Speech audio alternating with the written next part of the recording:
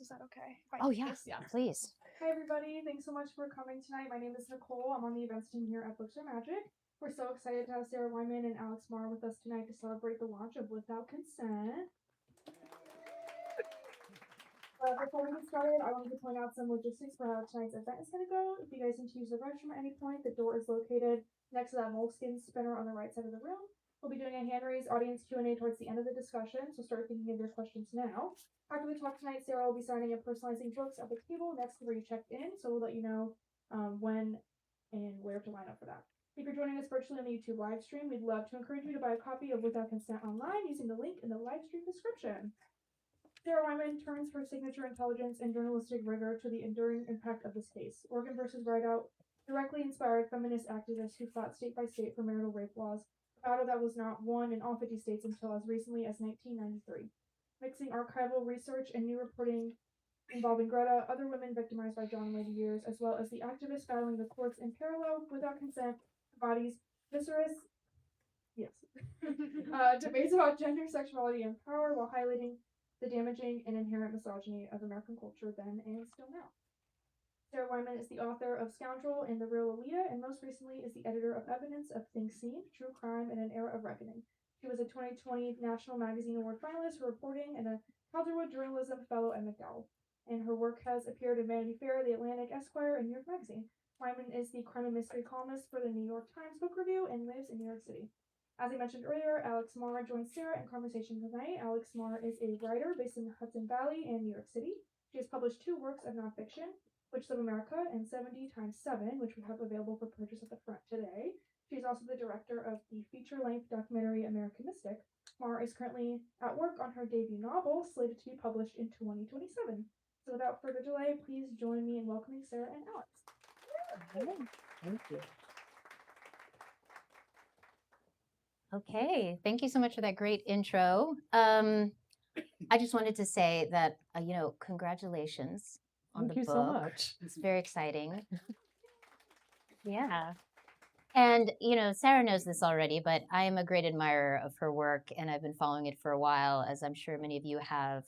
I think, Sarah, I just want to say, I just feel like each installment from you, you're really building such a fascinating body of work. And I think, you take a very character-driven, scene-driven, dynamic approach to telling these stories. And in this case, it's really about rescuing an episode from history that I think is really pivotal when we talk about the fight for the rights, for our right over our bodies. And, I just think, just to go back to talking about dates, I kind of want to open with that. As was mentioned in the intro, this is a case from 1978, which was the very first time a woman in America accused her husband of rape. And it wasn't a scenario where marital rape was illegal. It was that the concept was impossible. It was inconceivable. How could someone rape their spouse, right? So there are all these assumptions about what rights marriage brought with it. And it did not become illegal until 1993 in the rest of the country. So those dates are so recent. Some other recent dates. I don't know if all of you are aware of this, but it wasn't until 1965 that the Supreme Court established the right of married couples to use contraception at all. It took until 1972 for unmarried couples to legally have the right to use contraception. It wasn't until 1974 that Congress outlawed credit discrimination and housing discrimination against women. The list goes on, and it wasn't until 86 that the Supreme Court ruled that a workplace could be declared hostile or abusive, which is, the fundamental grounds for harassment in the workplace, right? So this case takes place in 78. This is kind of, we're looking at history where, this is so recent, and there's a lot going on now, the rollback of a lot of fundamental rights. So this is like a vivid topic. That's precisely why I wrote this book, is that, I was already thinking about it as far back as I think 2017, when I first read about Oregon versus Rideout in a book by Helen Benedict, who's this amazing novelist. She's done investigative reporting. She's been a professor, and she wrote a book called Virgin or Vamp: How the Press Covers Sex Crimes in the early 90s. And some of the other cases that she focused on may be more familiar to you, like the Central Park jogger case, the murder of Jennifer Levin. And the first chapter of this book was on Oregon versus Rideout, which was on this married couple, Greta and John. She was 23, he was 21. They were still living together. And that was indeed the first time that a couple still living together, not separated, not like in the process of getting a divorce, not cohabitating in different places, but they were still living together and had a 2.5-year-old daughter. And she accused him of rape. And because this concept was still so new in the American public, I mean, Oregon was only the fourth state at that point to criminalize the rape of a spouse. And so when it got picked up in the national media in particular, it really was the first time that the American public was exposed to the idea that it was even possible for particularly a man to rape his wife. Which is incredible. And I really want to emphasize 4 states in 1978. That was the And there the had been a extent of it. fifth, but they had already repealed it. That was South Dakota. Yeah. They were the first The in Dakotas. 75. And then by 77, it was gone, and they wouldn't bring it back until 1990. Well, this is, and also just to give a quick sense to the audience, the accusation was really serious, that he had beaten her and assaulted her in front of their toddler, right? This was really like a graphic situation. And I'm gonna share one of my, I think, favorite quote unquote quotes from the book. John Rideout's attorney at one point told the press in the lead up to the trial, "A woman who's still in a marriage is presumably consenting to sex. Maybe this is the risk of being married," So it's sort of like one of these unbelievable quotes in the book. And so I'm curious, while you were aware of the case earlier, I guess the first part of my question is, how did you know that this was a story for you to tell? What made it really click for you? And then also, what were some of the surprises as you got to know John and Greta as individuals? I mean, anytime I figure out that something is going to be a book, there's always a sense of, why was this never a book before? And reading about it in Helen Benedict's book, just as a chapter, I just had so many questions. And then I started, as one does, falling down the rabbit hole of the internet late at night and looking at various Wikipedia entries and the like, and realizing there was a whole story arc, that it wasn't just that this rape trial had happened, but that there were not only ramifications individually for Greta and John, who would divorce finally by 1980, but they still had lives to lead, and in John's case in particular, major trouble to get into. But that there was this almost systemic ripple effect.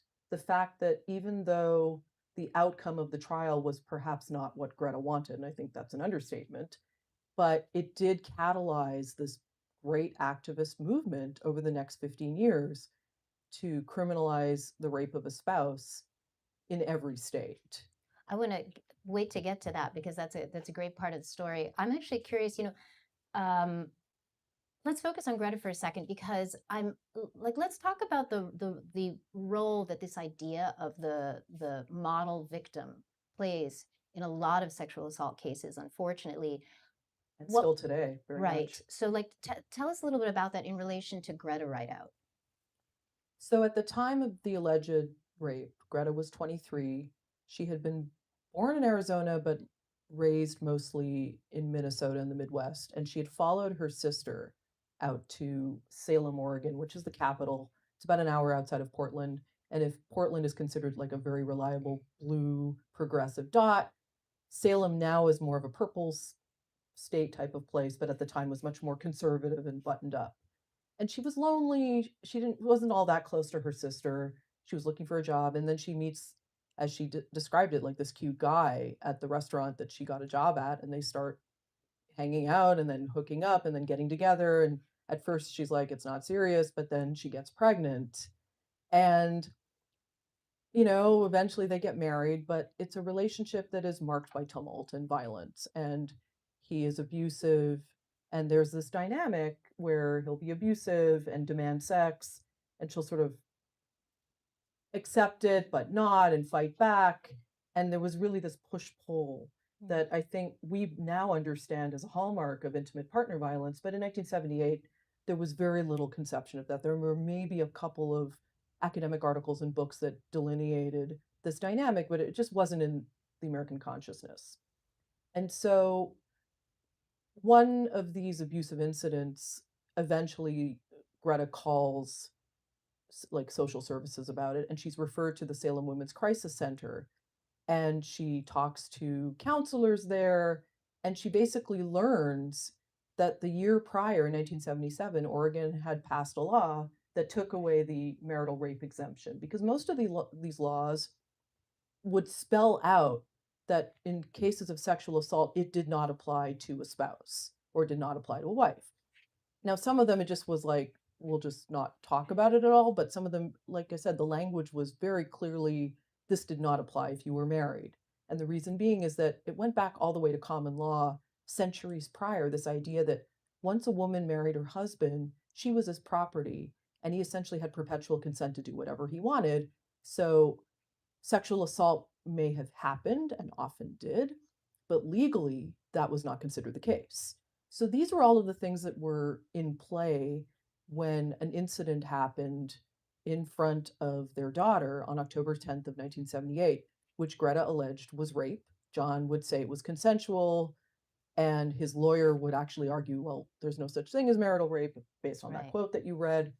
So why are we even having this case and this trial? And this wasn't it also like complicating things further in terms of like it seems that the jury had a really hard time understanding the dynamic between Greta and John within their relationship. But on top of that, I believe it was a pretrial motion that allowed in her sexual history, which now we've become unfortunately familiar with if you've watched enough Law and Order episodes, that that she was her character was essentially on trial, and the questions that were Very being much. asked were the wrong ones in a lot of ways. Yeah, her character really was on trial. So after he's arrested, and there had been a 2-day waiting period before the police could even do anything, he was arrested. It took a little while for essentially the national media to figure out what was going on. And by this point, there had been various pretrial hearings. And in a very pivotal one, about a week or so before opening arguments, the judge ruled that Greta's sexual history was admissible. So that meant the jury could hear about when they were separated, she had a brief romance with someone and ended up pregnant and had an abortion. And now I can say that in 2025 very dispassionately because these are just facts. But in 1978, Roe v. Wade was only 5 years old. Griswold v. Connecticut, which is the birth control Supreme Court case, was 65. So that was 13 years in the rearview mirror. And second wave feminism had done a lot, especially with respect to reforming rape laws. But a lot of people either didn't know or didn't want to know or just couldn't wrap their heads around it. And so as a result, it meant that going into this trial, Greta was already at a disadvantage. She was going to testify because she had to tell the court and the jury what had happened to her, what she alleged happened to her. But they could essentially take in anything about her past as potential evidence, and anything that could sort of mark was essentially ding her credibility. John's sexual history, meanwhile, was never really introduced into evidence. He never had to testify to it. Right, which is makes that part of the book is incredibly frustrating to read, like how the trial unfolds. But I'm actually curious to hear a little more from you about, well, for instance, the jury itself was 2/3 women, right? So Yes, how that's right. there are a lot of questions about like how did we end up with an acquittal in this situation, but also around like the Well, there's gender makeup also a of the jury. truism that acquittals tended to happen when juries were more weighted towards when there were more women on the jury than men. And I have to look at the data again, but I think that was the case back in the late 70s because it was this idea that lawyers had that women were more likely to judge other women for essentially, quote, sexual behavior that they would not engage in. And in a town like Salem, Oregon, which was known to be very conservative, hearing about a woman having not one, but two abortions, that she might have been trolling her husband to try to get him to admit to, any quote deviation outside of the usual heterosexual norms. Mm. And that she would also talk about like whatever quote lesbian tendency she may or may not have had. And again, reading this from a 2025 standpoint, to me, it was very clear that she was just trying to bait him. But to a 1978 jury made up of people from all walks of life, ranging in the age from about early 30s to 75, they weren't necessarily going to see the joke. They were just going to see somebody who engaged in behavior that they didn't approve of. So the sense is that perhaps those women on the jury believe that a vote against John Rideout was sort of a vote in favor of permissive sexual behavior, essentially, at the end of the day. I think that may have been part of it. But to be clear, I think the bigger issue is the way that the case was presented, because the prosecutor only went for a rape charge. So initially, John had been charged in addition with assault and battery, and those charges were dropped. And later, the jurors would say that if they had had other charges to consider and lesser charges, they might have convicted him. But for first degree rape, which carried a maximum sentence of 20 years in prison, a lot of jurors felt really queasy about potentially convicting this young man and essentially, in their view, quote, throwing his life away. They didn't want to be responsible for that. So they felt that what they heard did not rise to the level of reasonable doubt, and they didn't feel that Greta was credible, therefore they acquitted him. Well, so there's this really fascinating aftermath. Right after John Rideout is acquitted, it becomes a cultural touchstone, like you mentioned, and the beginning of this national movement. But before that, let's talk about the immediate aftermath of the trial, and also let's get into the TV movie, please, because featuring a young and unknown Mickey Rourke and a young and unknown Linda Hamilton too. I mean, the cat and Rip Torn as the defense lawyer, who's actually surprisingly it was stacked. It kind of was. It was better than it had a right to be. Let's put it that way. But it played off of a lot of the confusion about the nature of the relationship, Right. which they really fed into after the verdict. Well, so within about 2 or 3 weeks after John is acquitted, Greta and John aren't speaking for a while, but eventually there is a conundrum. They have to figure out what they're going to do about custody for their daughter. So that's what gets them to start communicating again.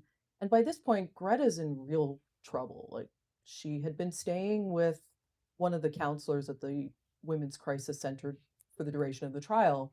But after that was over, that counselor, who had a family of her own and a business to run and other things, like, she couldn't do that anymore.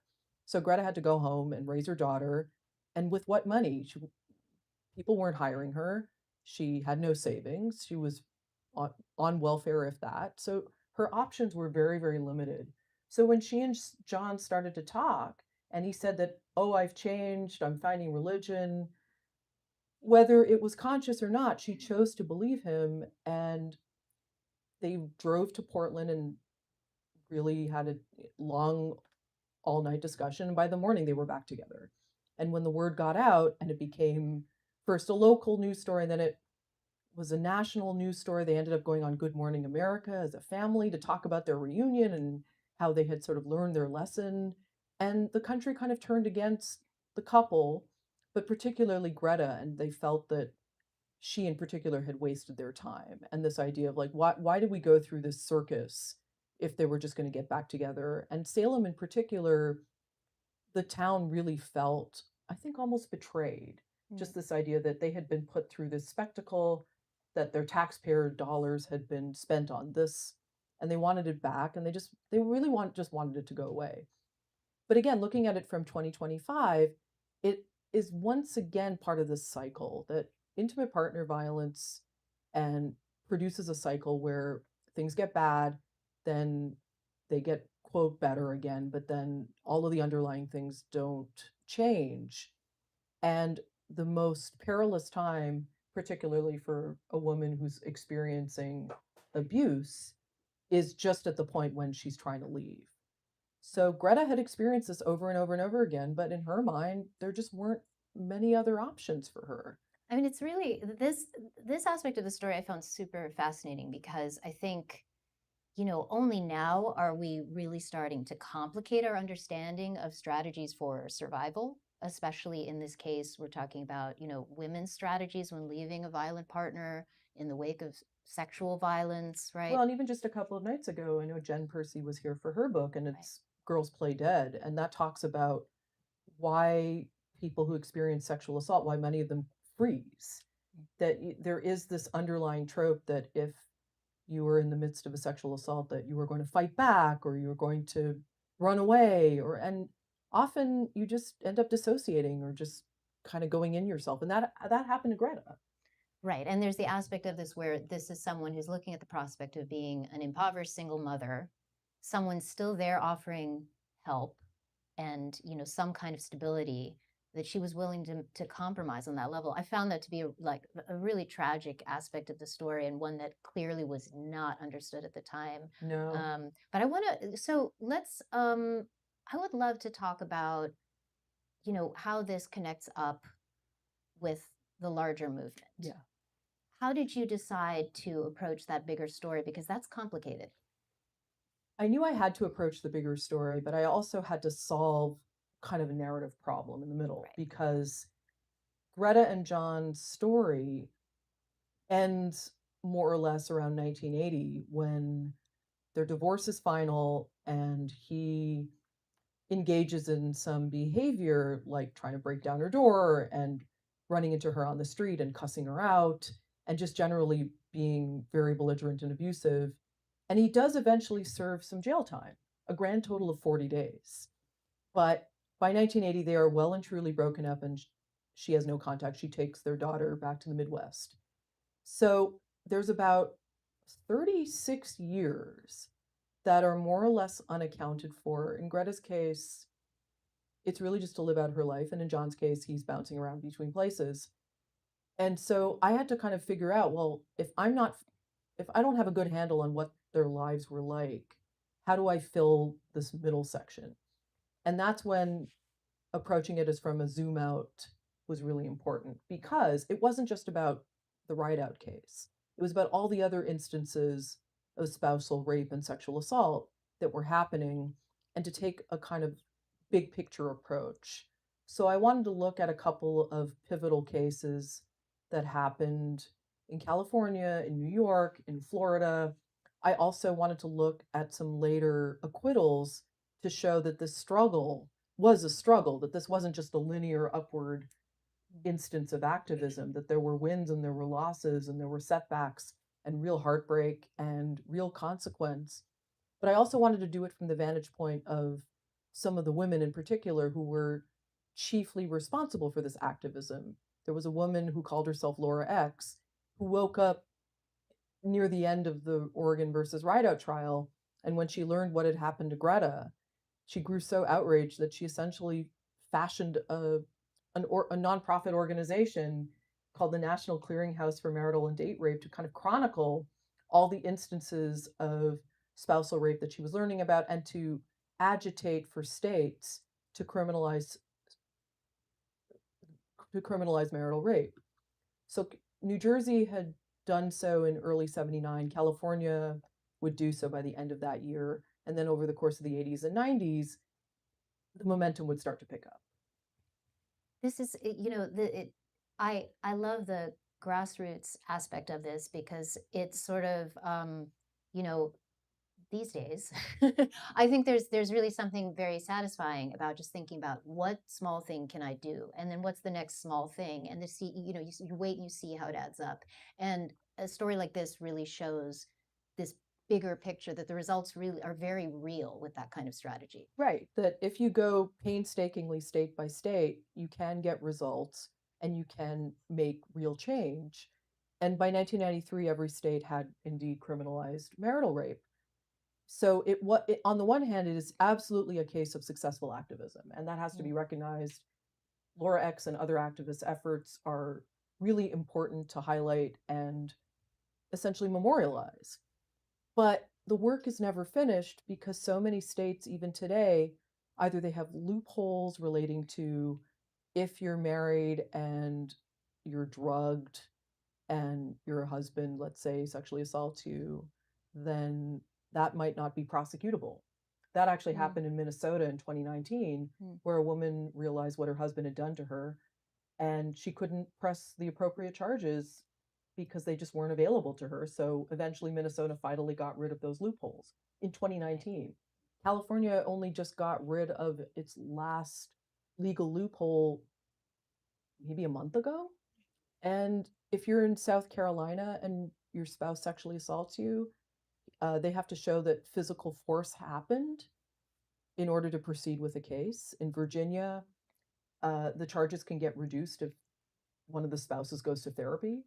So, and if you're a child bride, there are many states where you have no recourse because Right. that marriage is considered to be, you know, that anything that happens in it is not prosecutable. It just remains wild to me that these are state by state decisions, that we don't have a federal standard for something like this issue. Well, I guess there's never been a case that anybody wanted to take up all the way to the Supreme Court. Like New York's law, which related to equal protection, was in 1984. And it wasn't as if the defendant challenged it federally. Once it was done, it was done. And there hasn't, as far as I know, there hasn't been a case that the Supreme Court has ever even looked at. That I don't think anything has even risen to the level of being considered. It's just been like swatted away. Well, I want to actually skip ahead now. 2016 becomes a big year in this book, which is nearly 40 years after Oregon versus Rideout, because John Rideout is making headlines again in 2016. Tell us a little bit about that. So between about 2013 and 2016, John Rideout had, as I mentioned, bounced around between Northern California and Salem, Oregon. He would eventually sort of settle in the Salem area again to take care of his elderly mother. And by this point, he had reconnected with a woman whom he first knew in high school. They reconnected on Facebook.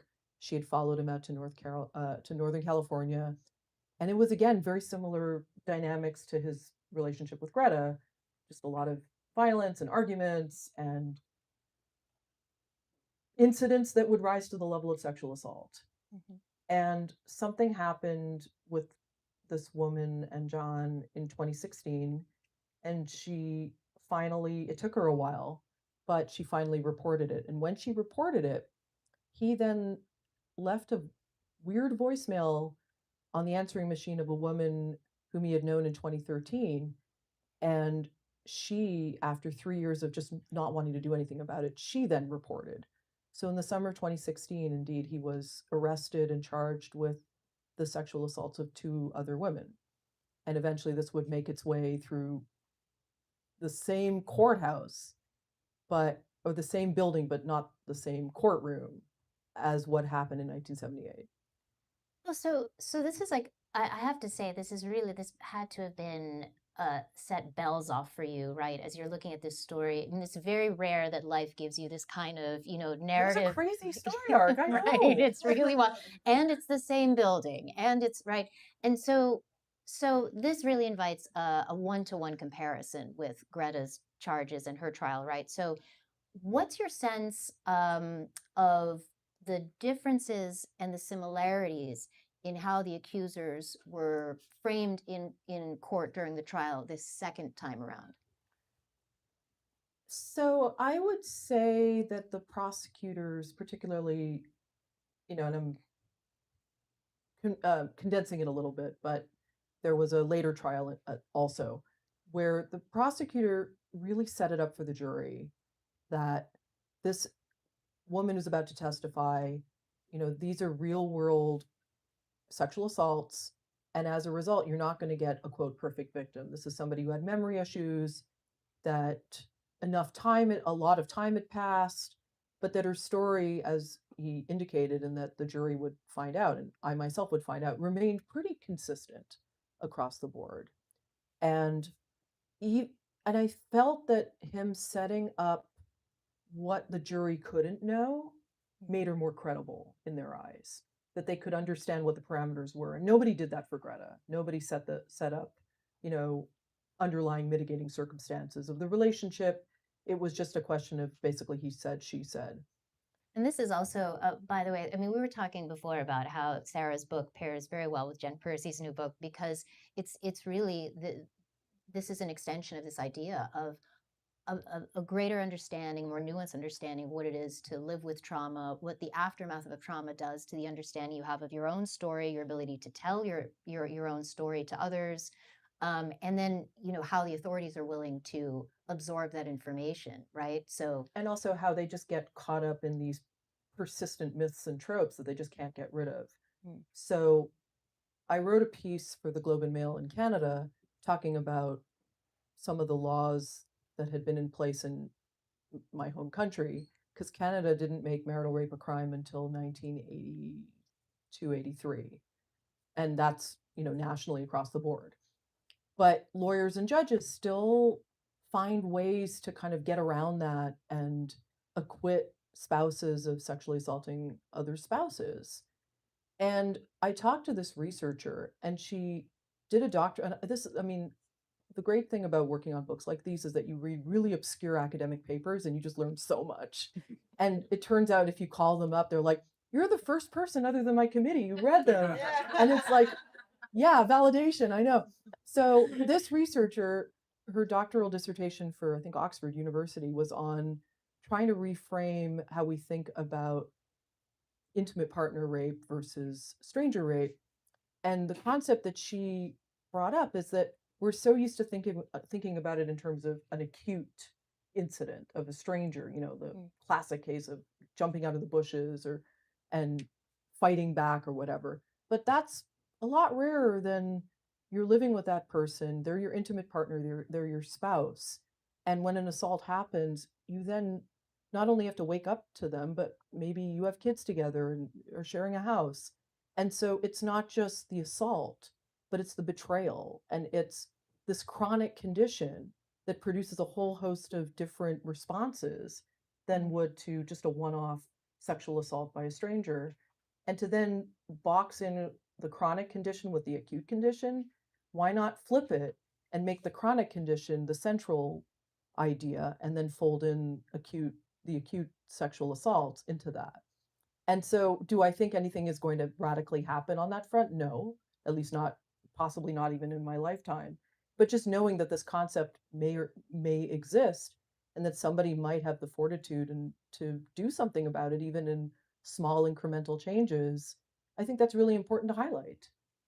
well, it's interesting also that the date of this trial for John Rideout was 2016, and I noticed that he very conveniently used Donald Trump at one point in the courtroom in his own defense. Really, you could see this man desperately trying to kind of piggyback on a shift in the national tone towards what was appropriate behavior between men and women, what's really assault, should believe men like that.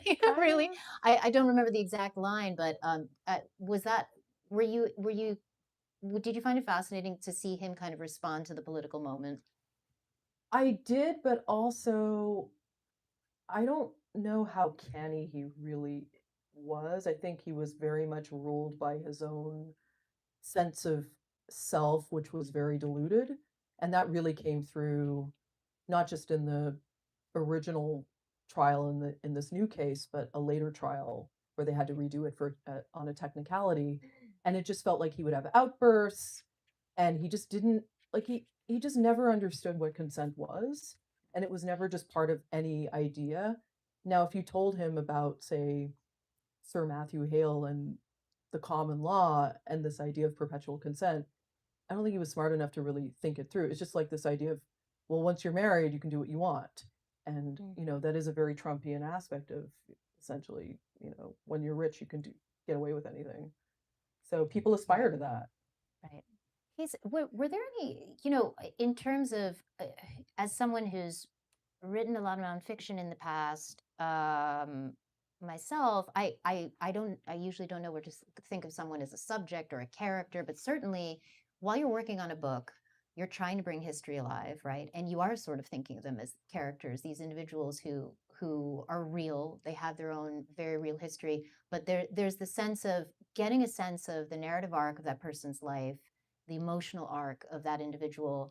As you were trying to get a better handle on Greta and John in particular for this book, were there any surprises along the way, or were you sort of hoping to learn something that would help you to add a more human dimension to John, let's say? What was that journey like for you?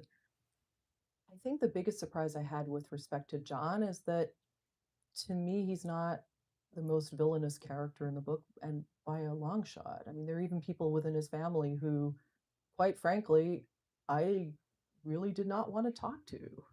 I just felt like what I knew of their background, that it was fine if they didn't want to respond to my voicemails and entreaties. I just was like, okay, fine. You did your due Yeah, diligence. exactly.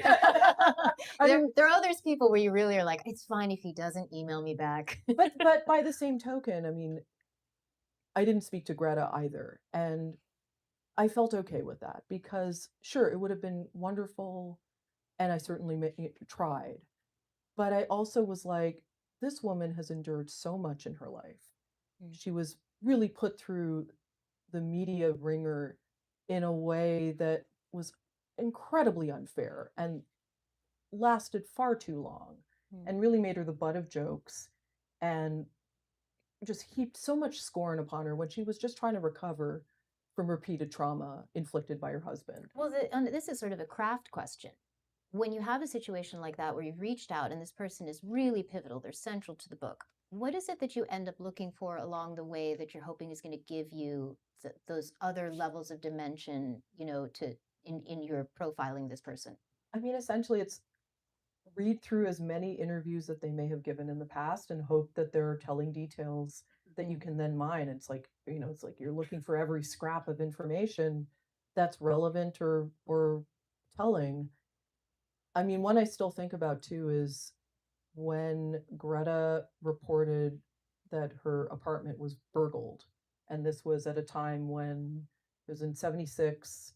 So John was away. He was in Fort Stewart, Georgia, doing military service. She was alone with their daughter, and the house is burgled. She reports it. And there's one detail in the newspaper about her wedding dress had gone missing and then it appeared on the front door. I was like, I don't even know what to make of this, but I have to include it because somehow this feels narratively important and so haunting and maybe foreshadowing stuff, but it's just reported plainly in the paper and it's up to me to make some kind of narrative sense of it. It's almost a moment out of a novel. I think. Kind of, yeah. It's sort of a surreal turn. So I wanted to kind of bring in, I don't know how many people in this audience are familiar with Sarah's previous book, Scoundrel. I love it. It is a classic. I'm just going to say it. For those of you who don't know the basic story, there was a man named Edgar Smith who had killed a young woman and was serving a very serious sentence and this is a gross simplification, but he's eventually released um, basically because the man is so charismatic and he commits a violent crime again, right? So I'm bringing this up. It's a terrific book, much more complex than that. But the New York Times Book Review, in reviewing it, wrote this line: the truth matters less in this narrative than who controls the narrative. And to me, that idea of the truth matters less in this incident in history than who controls the narrative, that seems to me to be a major theme of both of these books, and I think also your work in general. Yeah, I think so. I mean, my business is to create narratives, and crime is the vehicle for me to do that. But because it's nonfiction, you can't just slot it according to a 3-act structure per se. Life is a lot messier. And I like that life is a lot messier because people behave inconsistently or they might behave in ways that they don't even fully understand. And so to try to get at that and to understand how life really resists narrative, even as we desperately want to create those narratives, is really important. I think my first book, The Real Lolita, also dealt with Right. that too, because it's essentially was about how did a novelist, what responsibility did he have towards a real life girl's trauma and pain in creating this great work of art. And in this case, even though it's a very different book, it's still about what narratives were fashioned that created this idea that spousal rape could not exist. And then that narrative had to change in order for it to become a crime. But now, looking at it, it's like, well, we thought so much about bodily autonomy and that certain things seemed sacrosanct, and then they were taken away. And what else could be taken away? And essentially, how do we live knowing that the ground is constantly shifting underfoot? But also, how do we keep fighting not only for the things that were rolled back, but for that better world that we know can exist? Well, so I'm about to open this up to some questions from the audience, but yeah, I mean, to continue this thought as just a last uh, comment from you, I'm curious, obviously 2022 Dobbs put an end to Roe v. Wade, and there's currently a conservative movement, for instance, to end no-fault divorce. There's also repeal the 19th. I mean, there's a Right, lot of there's a lot going on. So how did the process of writing this book impact how you look at the present day? You sort of got into that a little bit, but I mean, when Dobbs happened, it just felt like, oh yeah, this is the book I need to be working on, because I felt like spousal rape was a topic that no one was talking about and still isn't talking about. And it wasn't as if it was like the skeleton key to understand everything, but it did feel like this was going to come up in some capacity. That if essentially the far right is talking about getting rid of no fault divorce, repealing the 19th Amendment, that I just was like, so is anyone going to ask how they feel about this idea? And should I? But also, maybe I should just write the book and figure it out for myself. So I just feel like the fact that this book exists is an argument for, you know, women's continued bodily autonomy, and that this is important, but also that, I feel like it's also important to address a potential criticism, which is that on the one hand, criminalization is really important. On the other hand, it can affect exactly the wrong people, like the needlessly marginalized people who are in environments that they're already getting hounded by the criminal legal system. But I've what I've come to think is that it's so important to have this sort of systemic framework that even though it's imperfect, it's still better than not having the framework. So, my mind can be changed, and I'm always happy to have that discussion, but that's kind of where I'm at the moment. okay. Well, so we're now, if anyone has any questions, I know we don't have a lot of time, but question.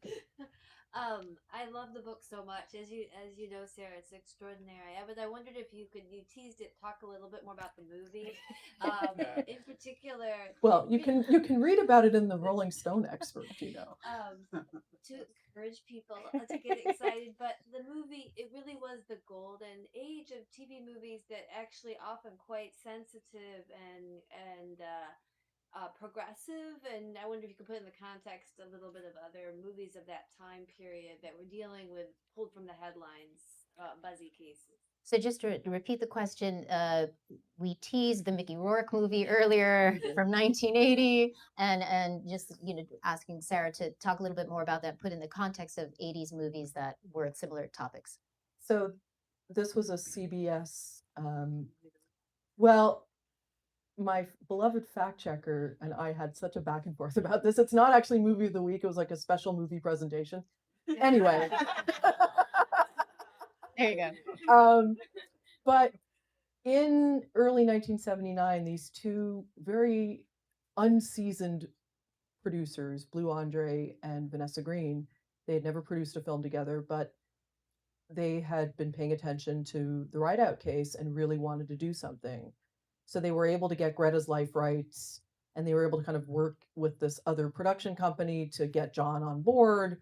It was during that brief window when they had reunited, so they were essentially a family unit. And they hired a screenwriter named Hesper Anderson, who consulted the trial transcript and was quite faithful to it. The resulting movie which you can find on YouTube. It is better than it has a right to be. It's really trying to be sensitive, but ultimately it doesn't quite succeed because it just adheres too closely to the romance script. And this idea of like, they meet, they fall in love, there's just not enough about the intimate partner violence And dynamic. it ends with their reunion, right? Right. Yeah. Because again, that follows a narrative, Mm. but it's not the correct one. There is a little thing at the end, like a little title card that says the reunion didn't last and they would eventually divorce. But it's like, great. Would it be nice to have actually represented that on screen? But okay. Was there, I get the sense that, the casting was designed to also make John Rideout, as appealing as possible. Well, sure, because I mean, Mickey Rourke even back Young then Mickey was Rourke. really charismatic, and you could just Right. feel that energy and that violence, but also that charisma come through on screen. Linda Hamilton was a little more unformed. This was a few years before Terminator made her a star, but they're prettier, they're more Hollywood, and on the one hand, look, you can't expect absolute fidelity to the story from a biopic, but on the other hand, there were ways in which it could have been better. Yes. Can you talk about this book in conversation with the Giselle Pellico case? Can you talk about the book in relation to the Giselle Pellico case? So the Giselle Pellicos case, for people unfamiliar, it emerged around 2020 that her husband of many, many years, I think they were married for about 50 years, he had been systematically drugging her. He himself had sexually assaulted her, but he also invited dozens and dozens of other men that he met through some message boards and chat rooms to. This was in France, Yes, yes. in Avignon in France. And there was a trial, was it late last year, I I think? believe so. And she decided to cast off her cloak of anonymity and come forward with her real name because she's like, I want people to know and I don't want to hide. So they were all convicted. I think there's one case that's under appeal, and her own memoir, I believe, is going to be published in late January, and it's a simultaneous publication in over 20 countries where will talk about what happened and how she has kind of moved forward with her life. That kind of incapacitation and drugging obviously is not part of Greta's story. It doesn't really come up a lot in some of the other cases that I write about. But because there are still about 10 states that does not make it a crime if a husband were to drug their wives and sexually assault them, it's so important that we just know more about what happened to Giselle Pellico and other women like her.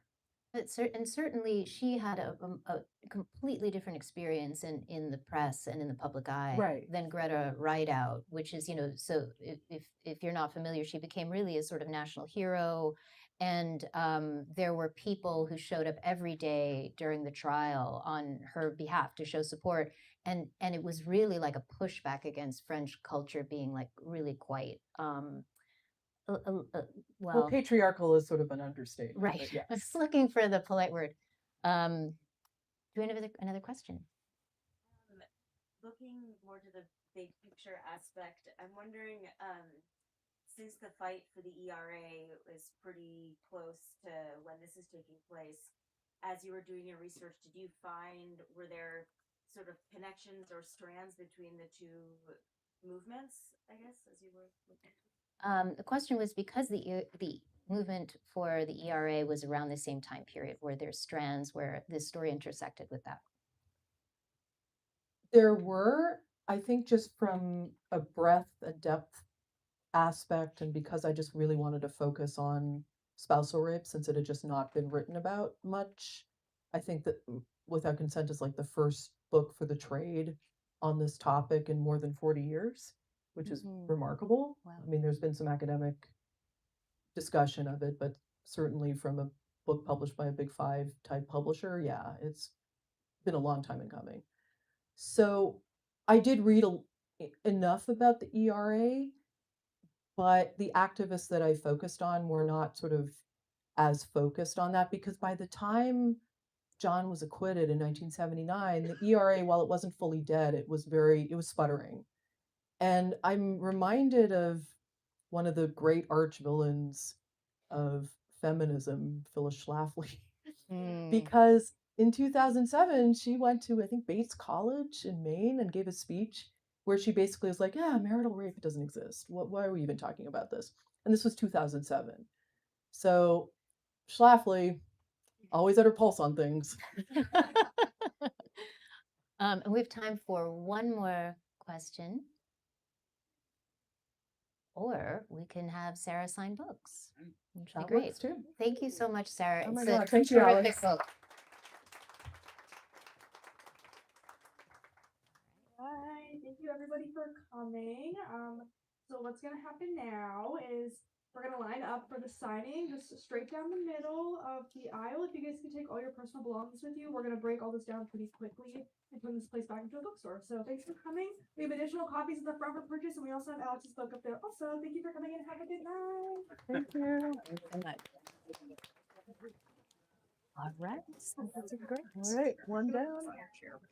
Oh, is this?